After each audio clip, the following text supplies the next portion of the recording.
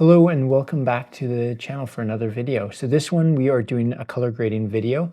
So I want to basically walk you through my color grading process to achieve these two looks without the use of any plugins or purchased LUTs. So I am color grading this in DaVinci Resolve, and if you're using a different platform, just try to interpret it as best as possible. But for anyone who's using DaVinci Resolve, follow along. I'm using the studio version, so there might be a couple things that aren't available in the free version. Just keep that in mind. All right, so to start things off, we're going to create 9 serial nodes. And so an easy way to do that on a Mac is just hitting Option S to add an additional serial node. So once we have those 9 serial nodes, we're going to label them as follows. So the first one is going to be Cam to Ari. I'll explain all of these in more detail in a bit. Second one will be our primaries. Third one is going to be our windows. Fourth one is going to be our look. Fifth one is Ari to a Cineon log. Sixth one is our LUT. Seventh one is glow. Eighth one is halation. And ninth one is shadow cleanup. So let's first start with our Cam to Ari. So what we're going to do here is we're going to go over to our effects panel, and we will search up our color space transform and drag and drop that in there. So what we want to do here is we want to select our input color space.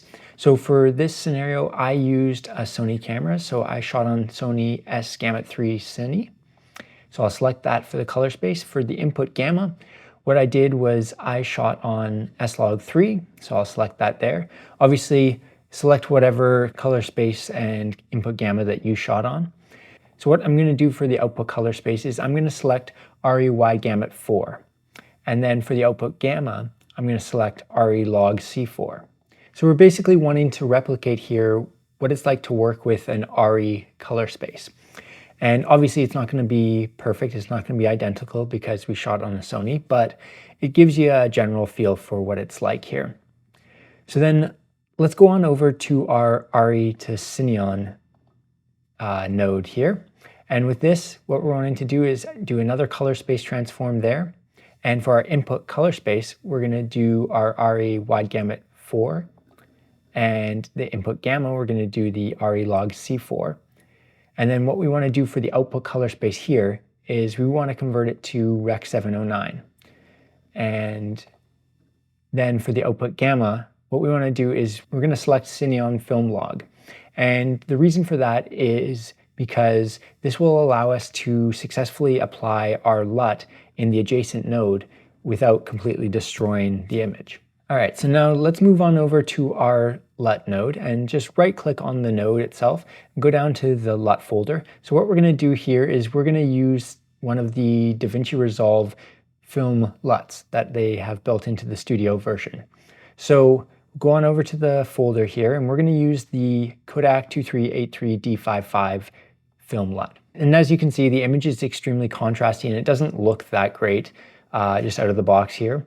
But we're going to fix that with the nodes to follow. All right, so moving on over to the primaries node. This is used for adjusting the white balance and the exposure.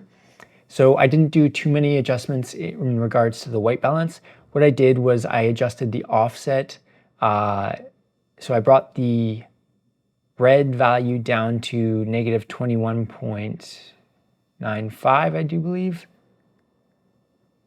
And then I brought the green value down to 22.26, and then I just left the blue value the same. So it's not looking great yet, but you gotta be patient and we will get there. But as you can see, it just kind of creates a different look and makes it a lot punchier and more contrasty, which isn't what the final look will be like. So next, what we wanna do is we wanna move on over to our Power Windows node.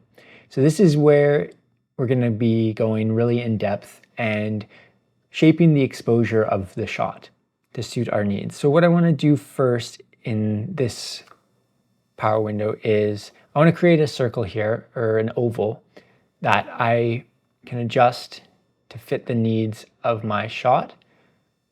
I should mention you should try to create your power windows and your vignettes to shape the light, so factor in which direction the light is coming from and have it kind of flow naturally with your shot and with the light in your image. So let's start it with that. You can always press Shift H to see the highlighted areas. So that might be good. We might make it a little softer there. And so then what we're going to do is with this first one, we're going to increase the exposure of our shot and specifically on the subject, which in this case is myself. So we'll go over to the HDR wheels and we'll just take a look at these. And as you can see, most of the information is found in the shadows here in this shot, which makes sense because it is extremely contrasty and dark. So we'll be doing most of our work here in the shadow wheel. So what I want to do with this one is I want to actually bump it up by an entire full stop. So then we'll go over to our light wheel. And with that one, what I want to do is I want to bring it down by, I want to bring it down to -0.3.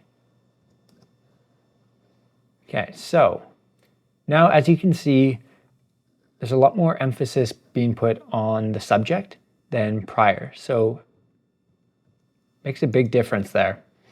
But we're not going to stop there. So what I want to do now is I want to create a vignette that is doing the opposite thing. So it is darkening the edges and basically complementing the more exposed subject.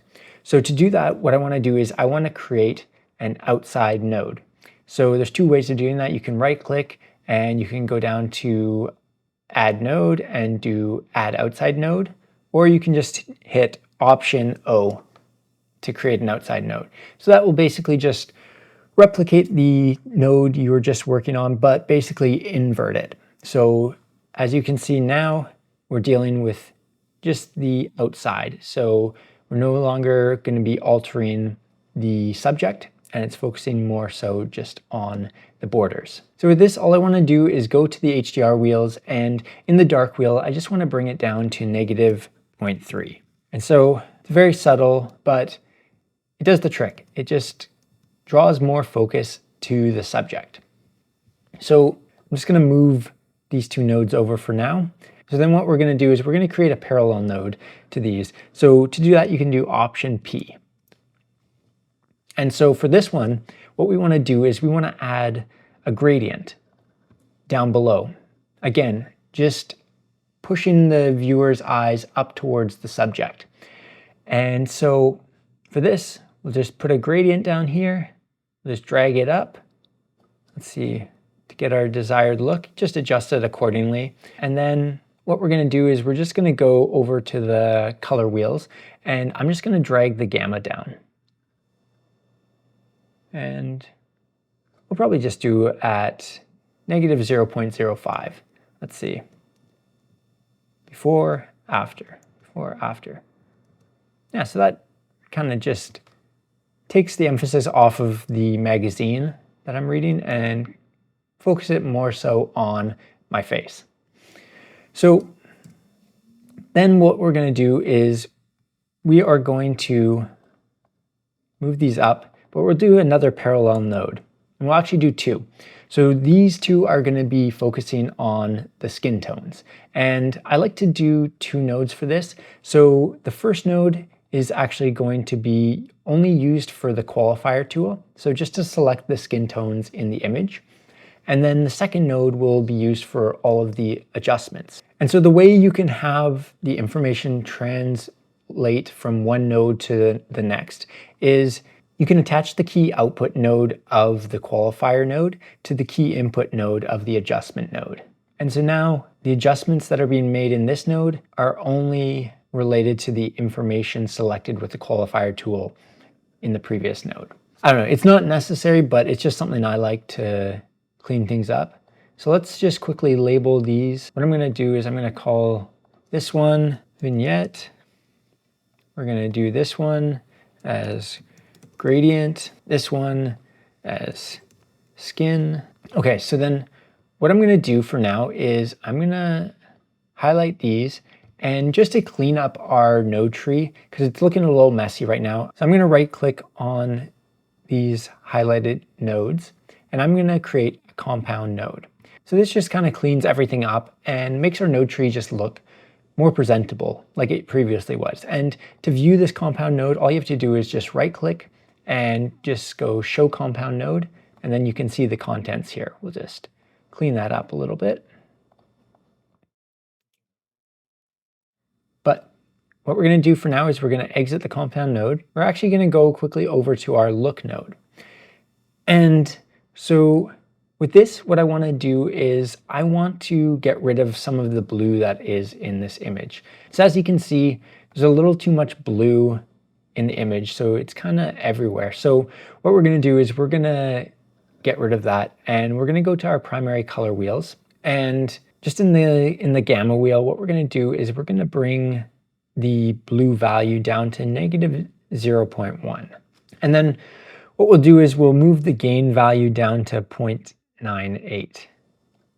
So as you can see here, before, after, so this just really cleans up the image and shifts it a little bit more towards the warmer tones. So let's pop back into our compound node, and we'll focus here on the skin tones.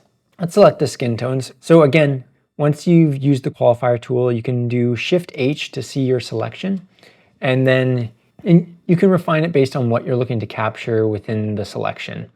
So what I'm going to also do is I'm going to add a blur radius. This just kind of smooths out the selection that we've made here.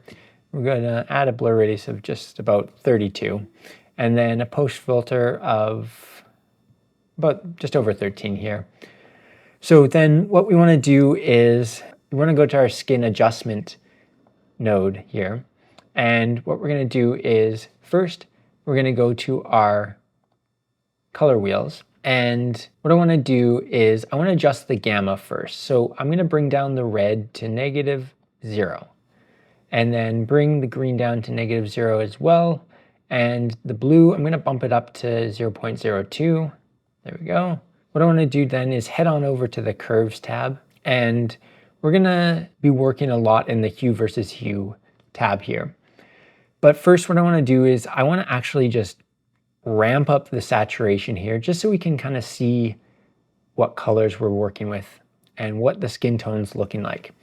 Another cool hack is you can go to the vector scope here and go to the settings in the vector scope. And what I'd recommend is selecting the show skin tone indicator here.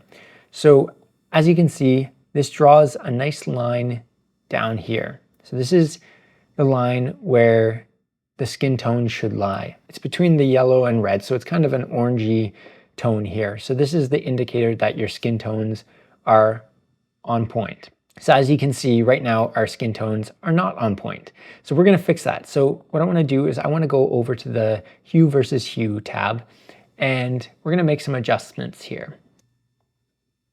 Bring this down. So as you can see, it's moving towards the line where the skin tones are.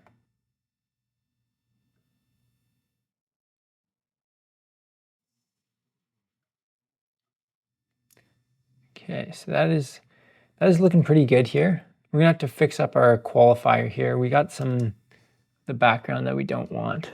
All right, so we'll adjust it so it looks kind of like this, and that looks all right. It does look a little bit too saturated because we do have the saturation all the way up here. So what I'm going to do is I'm going to bring that down so it kind of matches the levels of the rest of the shot. It's looking pretty good there.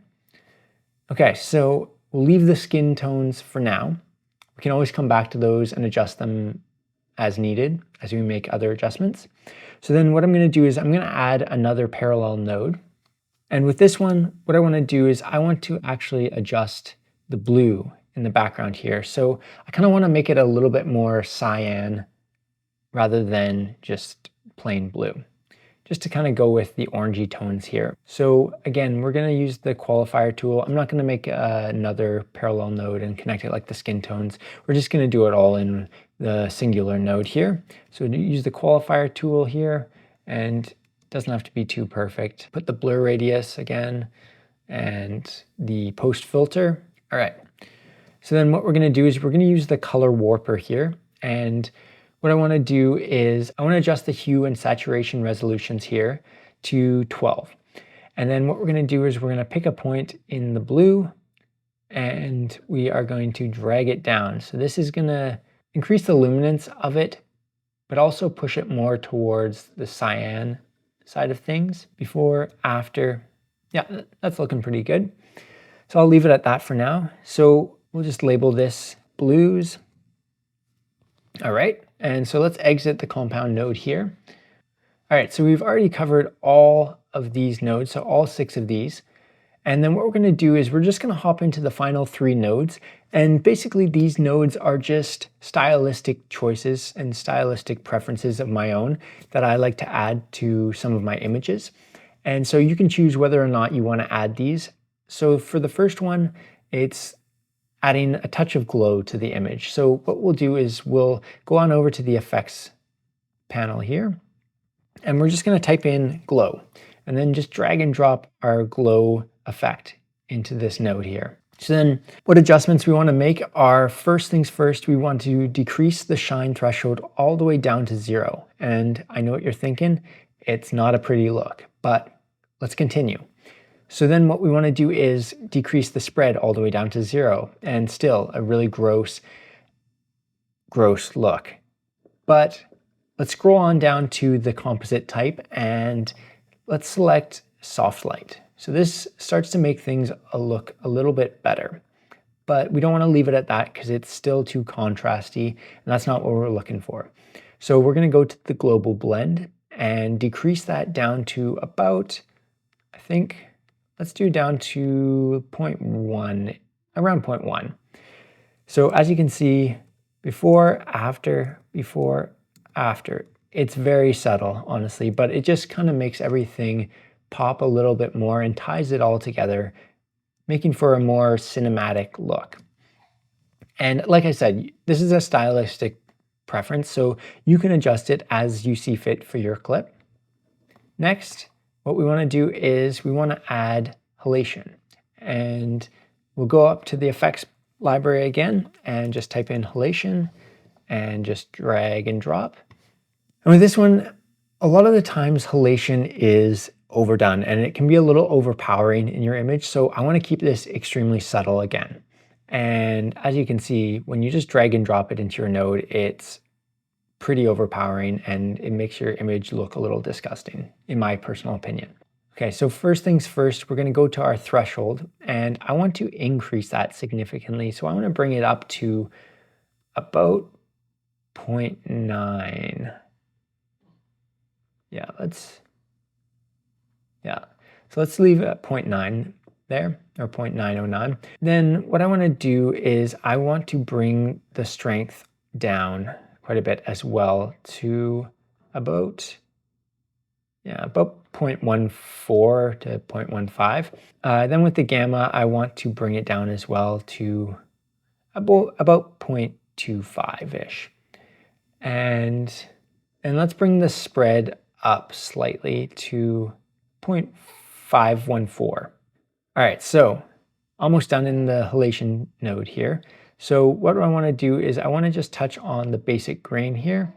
We want to just add a slight amount of grain here. Keep it very subtle, keep it simple. So I'm going to reduce the size of the grain. So as you can see, it's pretty noticeable there. So let's bring it down to 0.275. That's all I'm going to do as far as the grain there. So the final thing that I want to do in the 9th node here is I want to just kind of finesse the shadows. I want to clean them up a bit.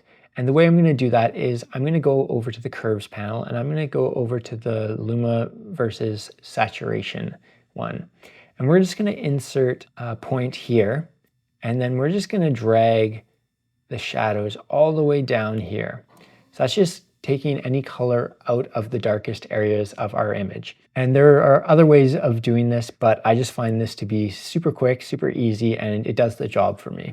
So as you can see, before, after, it's very subtle, but it just cleans things up ever so slightly, kind of removes a little bit of the blue out of the shadows and just makes them a little bit more black. So that is the final look for this image here. So as you can see, this is what it looked like beforehand.